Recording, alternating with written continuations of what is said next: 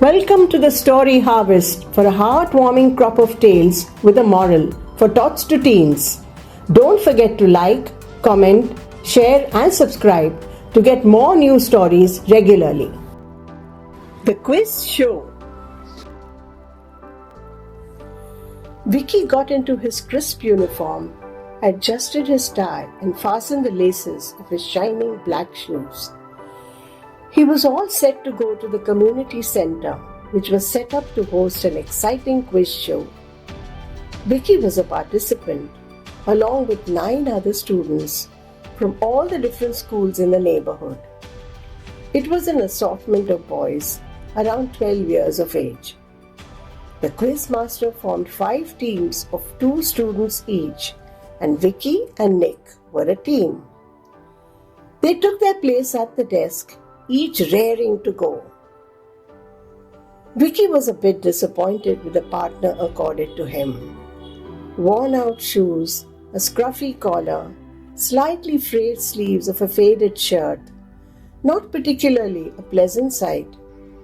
He wondered whether Nick would be a smart partner. Well, he had no choice. All the contestants were seated and their microphones were checked.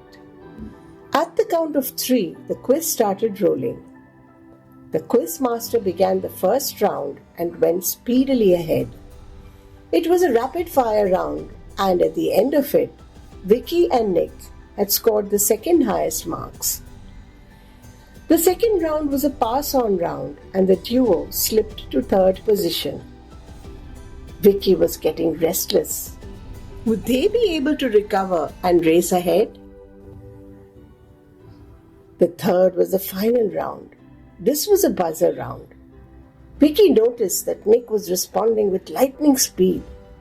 Suddenly the tables were turned. Nick was on fire, and with his quick response, they raced past the other teams. In no time, the 2 scored the highest marks and won the quiz to a thunderous applause. Vicky was pleasantly surprised by his partner's response and felt a bit guilty for undermining his talent. The boys received their trophy with pride and left with spirits on cloud 9. Vicky was quite restless that night. He had been unfair to his partner and decided to make amends. The next day he left early with a thoughtful gift for Nick and headed towards his house. It took him a while to locate his humble lodgings. He knocked tentatively. Nick opened the door and welcomed Vicky with a broad grin. "Hey, what brings you here? Come right in." Vicky offered Nick the gift he had got for him with a generous compliment, and Nick reciprocated with a smile. After chatting for a few minutes, Vicky popped the $1,000,000 question. "Hey Nick, how did you prepare for the quiz?" Nick hesitated for a few moments and then confessed, "You know, I do not own a computer and the internet is out of bounds for me. My father has not provided me with the electronic gadgets, but he is very keen that I should have access to information and knowledge. He has enrolled me as a member at a library nearby with a good collection of books. I get all my knowledge from this powerhouse. Why don't you join in? We'll crack the next quiz in the very first round."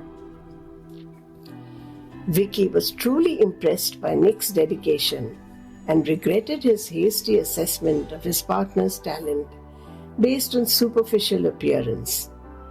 He also realized the power of books and was delighted at the idea of a library membership and the company of a good friend.